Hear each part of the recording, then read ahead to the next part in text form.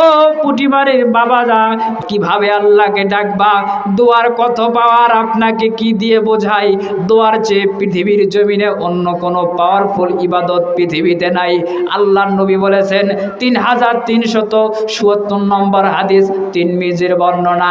আল্লাহর নবী বলেছেন লাইসা শাইউন আকরামা আলাল্লাহ মিনাদ দোয়া।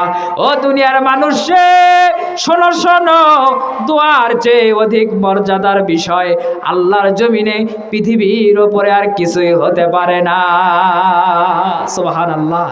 দোয়া এত পাওয়ারফুল ইবাদত, দোয়া এত গুরুত্বপূর্ণ ইবাদত। আল্লাহর নবী বলেছেন লাইসা শাইউন আকরামা আলাল্লাহ মিনাদ দোয়া। পৃথিবীর জমিনে দোয়ার চেয়ে অধিক মর্যাদার বিষয় আর কিছুই হতে পারে না। সুবহানাল্লাহ বলবেন না? দোয়া করার কত ফজিলত আস্তে আস্তে শুনে নেন। পৃথিবীর জমিনে দোয়ার চেয়ে অধিক মর্যাদার বিষয় আর কিছুই হতে পারে না।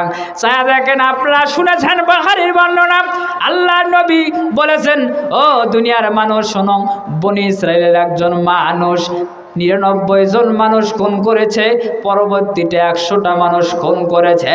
আল্লাহর দরবারে দোয়া করেছে, অন্য কোনো ইবাদত ছিল না, অন্য কোনো বন্দিগি ছিল না, অন্য কোনো আমল ছিল না। 100 মানুষ খুন করেছে, 100 মানুষকে মার্ডার করেছে। মার্ডার করার পর আল্লাহর নিকটে দোয়া করেছে, আল্লাহর নিকটে প্রার্থনা করেছে, আল্লাহর নিকটে ডেকেছে, আল্লাহর নিকটে দোয়া করেছে। আল্লাহ রাব্বুল আলামিনের কাছে দোয়া করার কারণে 100টা খুনের পাপ আল্লাহ বান্দার জীবন থেকে মাফ করে দিয়েছেন। চিৎকার দিয়ে বলি সুবহানাল্লাহ।